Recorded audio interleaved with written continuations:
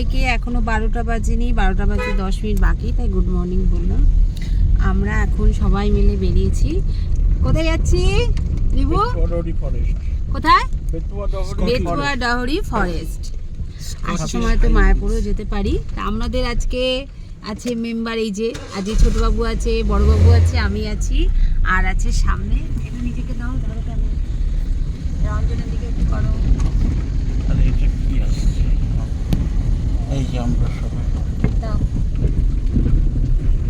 তা আমরা সবাই মিলে চললাম বেতুয়া ডাহরি। তোমরাও চলো আমাদের সাথে। চলো, সারাদিন খুব আনন্দ করবো। রবিবারের সকাল, রবিবারের দিন। চলো সবাই মিলে যাই, আবার দেখা হবে। বেতুয়া ডাহরি রয়েছি আমরা ডাক বাংলো, বারাসাত ডাক বাংলো মোড়। আর দেখো ডাক বাংলো মোড়ের ভিড়। এখান থেকে বেতুয়া ডাহরি দূরত্ব হচ্ছে 137 কিলোমিটার। যে বেনারসি নিকেতন। চলো আমরা সবাই মিলে ঘুরে আসি বেতুয়া ডাহরি। সবাই মিলে, তোমরাও আমাদের সাথে আছো। কি কি দেখবো তোমাদের মধ্যে শেয়ার করবো। আর মানেই তো ঘুরতে যাওয়া, আর শীতকাল মানেই তো ঘোরা, জানোই। এখন আমরা রয়েছি মানে বারাসাত থেকে কৃষ্ণনগর রোডে। আর এখানে রাস্তার কাজ চলছে, দেখেছো? যত কিছুটা জায়গায় কাজ হয়নি, তাই জন্য এখানে কাজ চলছে রাস্তার। তা এখন অবস্থা খুবই খারাপ। আর চতুর্দিকে দেখো কত সর্ষে ফুল ফুটে রয়েছে। যেতে যেতে আমরা এই রাস্তার পাশে, হাইওয়ে পাশে দাঁড়িয়েছিলাম, একটা চায়ের দোকানে কিছু চাটা খেলাম। আর এই রাস্তায় দেখো কাজ চলছে। এখন আমরা চলে এসেছি রাজবেরিয়া। এখান থেকে আবার পুরো সুন্দর রাস্তা, মানে আমাদের বারাসাতের কিছুটা কাজ আছে, তারপর থেকে অনেকটা জায়গায় কাজ করা নেই। রাস্তার অবস্থা খুবই খারাপ। তা এখন খুব সুন্দর রাস্তা। এখন আমরা কল্যাণীর ওপর দিয়ে যাচ্ছি। এত সুন্দর রাস্তা, আর খুব তাড়াতাড়ি চলে যাওয়া যায়। আর যেটা বলছিলাম, রবিবার মানেই তো ঘুরতে যাওয়া, শীতকাল মানে তো ঘোরা, ডিসেম্বর মাস মানে তো ঘোরাই।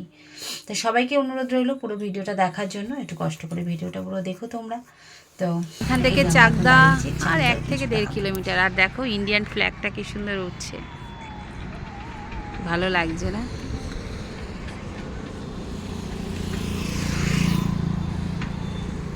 আর এখানে চতুর্দিকে সবুজ,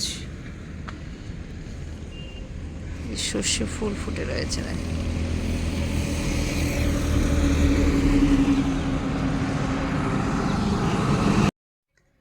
চতুর্দিকে সবুজ আর সর্ষে ফুল ফুটে রয়েছে মাঠে ঘাটে, এত ভালো লাগছে না। আর এখন আমরা রয়েছি রানাঘাটের কাছাকাছি। তো এই জায়গাটা খুবই সুন্দর। আর এই যে এখন রয়েছে, দেখো কোথায়, চিনতে পারছো? এটা বেগোপাড়া, রানাঘাট বেগোপাড়া, বেগোপাড়া গির্জা। কদিন পরেই তো বড়দিনের জন্য সেজে উঠবে এই বেগোপাড়া। এত সুন্দর করে সাজে। আর 25শে ডিসেম্বর সামনেই আসতে আর বেশি দিন নেই। তো তোমরা কারা কারা বেগোপাড়ায় এসেছো, এই গির্জাতে, একটু কমেন্ট করে জানিও তো। আমার অবশ্য এখনও বেগোপাড়া গির্জা ঢোকা হয়নি। আমার যাওয়া আসার পথেই বেগোপাড়া গির্জাটাকে বাইরে থেকেই দেখি, ভেতরে যাওয়ার এখনও সৌভাগ্য হয়ে ওঠেনি গো। তা চলো, এখন আমরা ঢুকছি রানাঘাট। রানাঘাট এই দেখো মনোরমা হসপিটালস, এটা এখন খুব বড় নার্সিংহোম হয়েছে রানাঘাটে। তো এটা হচ্ছে আমার এলাকা, মানে এখানে আমার ছোট থেকে বড় হওয়া, আমার স্কুল লাইফ, কলেজ লাইফ সব হচ্ছে এখানে। এই রানাঘাটের কলেজেই আমি পড়াশোনা করতাম। তা আজকে সেখান দিয়ে যখন যাচ্ছি খুব ভালো লাগছে। প্রায় যাই, ভিডিও করি না, তা আজকে তো ভিডিও করলাম, তোমাদের মধ্যে শেয়ারও করলাম।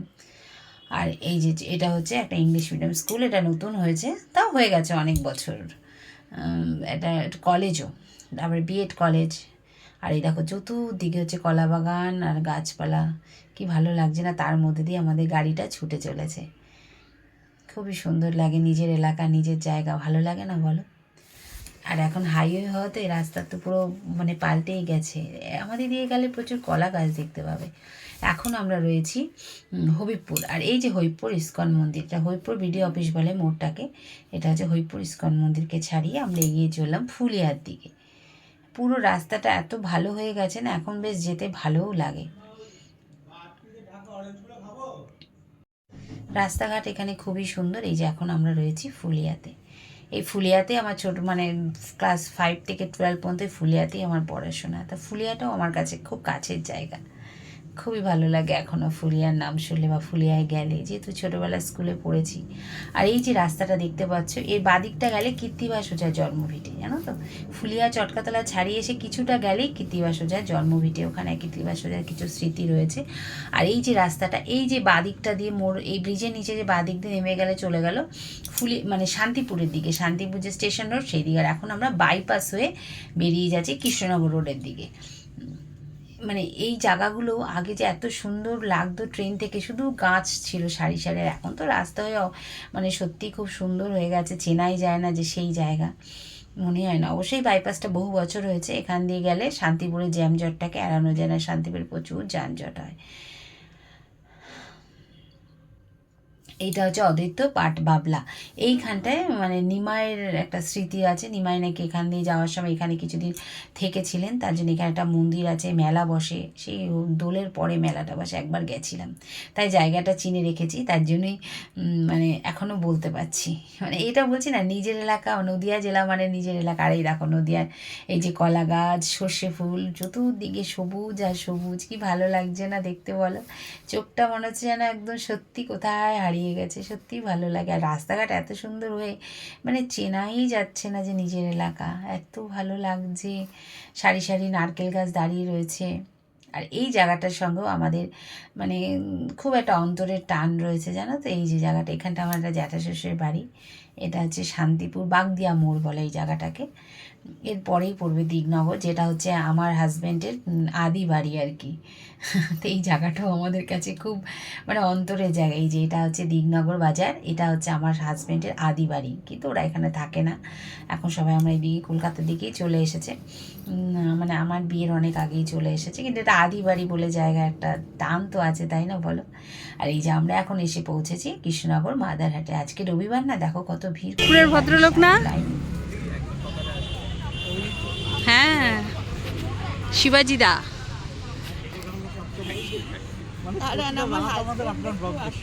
আপনার বাড়ির কাছেরই লোক আমরা, বারাসাতের। হ্যাঁ, আমরা যাচ্ছিলাম এদিকে। আপনার দেখা পাবো ভাবতেই পারিনি।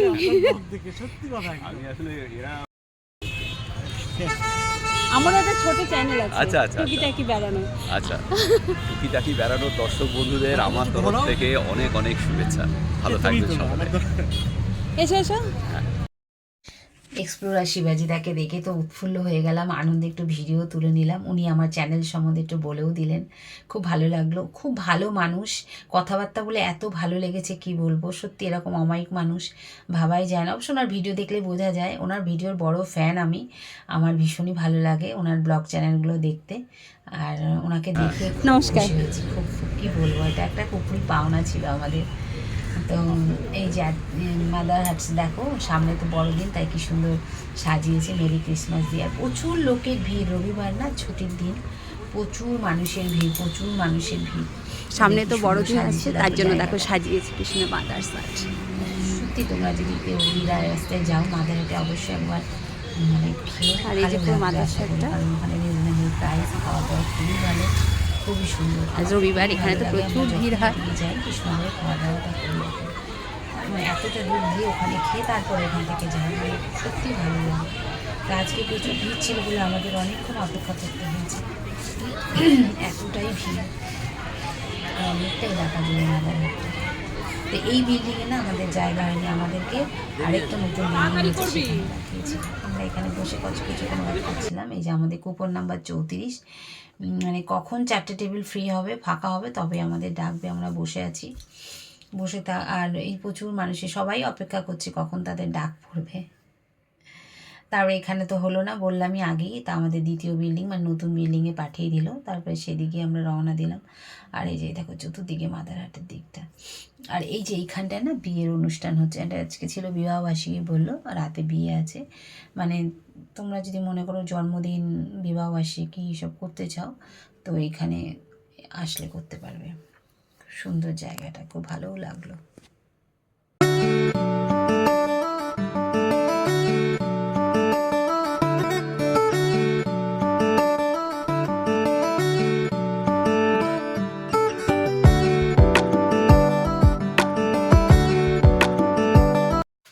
তো আগেই বললাম প্রথম বিল্ডিং আমাদের হয়নি, নতুন বিল্ডিংয়ে পাঠিয়ে দিল, তারপরে আবার নতুন বিল্ডিং, কারণ আমাদের তো তাড়া রয়েছে, আমরা যাব মানে অভয়ারণ্যে বেথুয়া ডহরি।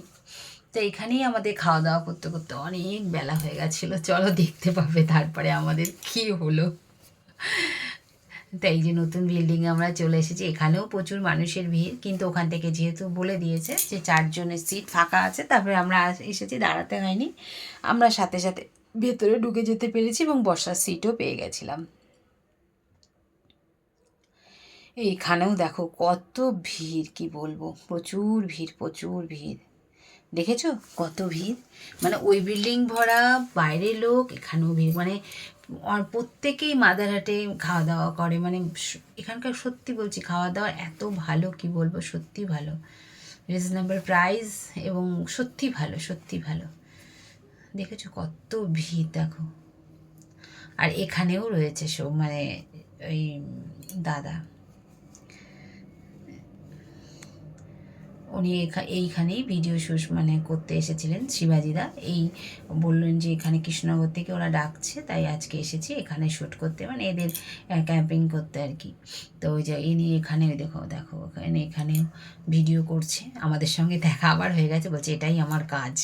সেটা তো সত্যি, যার কাছে যে কাজ সেটা সব বড়, আর উনি তো একজন বড় মাপের ব্লগার, তাই না? মানে কি বলবো, এত ভালো মানুষ, দেখা হয়ে গেল, ভাবাই যায় না, আমি দেখতে কোনো দিন দেখা হবে ভাবতেও পারিনি, ওনাকে দেখে সত্যিই খুব ভালো লাগলো, কি বলবো আর। তো আমরা এখানে বসে অপেক্ষা করছি খাবারের জন্য, আর এখানে না রোবটে খাবার পরিবেশন হয়, জানো তো, প্রচুর এদের এখানে মানে কি বলবো হেল্পিং হ্যান্ড আছে আর কি, প্রচুর মানুষ কাজ করে, প্রচুর মহিলা, প্রচুর পুরুষ কাজ করে, কিন্তু এখানে খাবার ডেলিভারিটা রোবটের মাধ্যমে আসে, তারপর প্রত্যেক টেবিল, দেখো রোবট দেখতে পাচ্ছ, প্রত্যেক টেবিলের কাছে চলে আসে, নাম্বার করা থাকে, ওরা ওখান থেকে খাবারটা তুলে দেয়, ভালোও লাগে বেশ। আর দেখো কত ভিড়, দেখেছো প্রচুর মানুষের ভিড়, আমরা এখন ওয়েট করছি, কারণ আমাদের তো হাতে তাড়া রয়েছে, যত তাড়াতাড়ি যেটা পাবো সেটাই নিয়ে নেওয়ার ব্যবস্থা আর কি।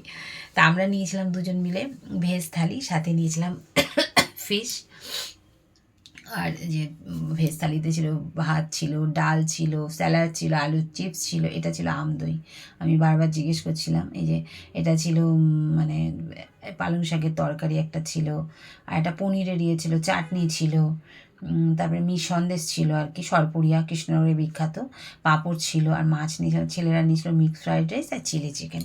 খাওয়ার দাওয়াটা খুবই ভালো ছিল, খুবই ভালো ছিল। আমরা খাওয়া দাওয়া করে, আজকে রবিবার ছিল তো অনেকটা ভিড় ছিল, তাই একটু দেরি হলো, খাওয়া দাওয়া করে এখন বেথুয়া ডহরির দিকে রওনা দেবো। এখন ঘড়ির কাঁটা বাজে 3:45। খেতে খেতে আমাদের 3:45 বেজে গেছিলো, কী করবো, এত ভিড়, এত দেরি হয়েছে। তো তা আমরা কিন্তু জানি না যে বেথুয়া ডহরি কটায় বন্ধ হয়, আমরা না দেখেই আমরা জানি বিকেল 5টা মতো নিশ্চয়ই খোলা থাকবে। তো আমরা কৃষ্ণনগর থেকে বেরিয়ে পড়লাম বেথুয়া ডহরের দিকে। আমাদের বাড়ি থেকে কৃষ্ণনগরের যে 90 কিলোমিটার, ওখান থেকে ওটা 30 কিলোমিটার, টোটাল 130, আমি 37 বলেছিলাম, 7 কিলোমিটার বেশি বলে ফেলেছিলাম, তা 130 কিলোমিটার। তো এখন আমরা যাচ্ছি বেথুয়া ডহরির দিকে, আর এখন ঘড়ির কাঁটায় প্রায় 4টে ছুঁই ছুঁই। আর মানে কি বলবো, সূর্যি মামাও দেখো মাথার উপর অস্ত যাবে যাবে করছে। খুব সুন্দর রাস্তাঘাট, খুবই ভালো লাগলো, ভীষণই ভালো লাগলো, কি বলবো, কিন্তু দুঃখের বিষয় এই জায়গাটা হচ্ছে নবদ্বীপ যাওয়ার রাস্তা, মানে এইখান থেকে এই যে নিচের রাস্তা দিয়ে নবদ্বীপ চলে যাওয়া যায় আর কি, এই যে নবদ্বীপ মোড়, এখান থেকে নবদ্বীপ যাওয়া যায়, আর সামনে আসছে মায়াপুর মোড়, এই যেখান থেকে মায়াপুর যাওয়ার রাস্তা, মানে বেথুয়া ডহরি যাওয়ার পথেই পড়ে। তা আমাদের ফেরার পথে মায়াপুর যাওয়ার ইচ্ছে আছে, তো আমাদের তা আগেই বলেছি। তো এখন বেথুয়া ডহরির দিকে যাচ্ছি, চলো দেখো আমাদের ভাগ্যে কী ঝুলছে, দেখো একটু, আর চতুর্দিকে দেখো সর্ষে ফুল ফুটে আছে, কি ভালো লাগছে না, মানে কি বলবো। আর এই যে বেথুয়া ডহরি চলে এসেছে, কিন্তু আমাদের ভাগ্য এতটাই খারাপ, গেট বন্ধ, 3টেতে গেট বন্ধ হয়ে যায়, আমাদের জানা ছিল না। তা কী করবো, আবার আসবো, আবার ভিডিও তোমাদের কাছে শেয়ার করব। গেটের সামনে দাঁড়িয়ে থাকলাম কিছুক্ষণ, তারপরে ফিরে আমরা মায়াপুর চলে গেছিলাম। তো আমার আজকে ভিডিওটা তোমাদের ভালো লেগে থাকলে অবশ্যই লাইক করো, কমেন্ট করো, ভালো থেকো, সুস্থ থেকো, দেখা হবে নতুন একটা ভিডিও, নতুন একটা জায়গায়, সবাই সুস্থ।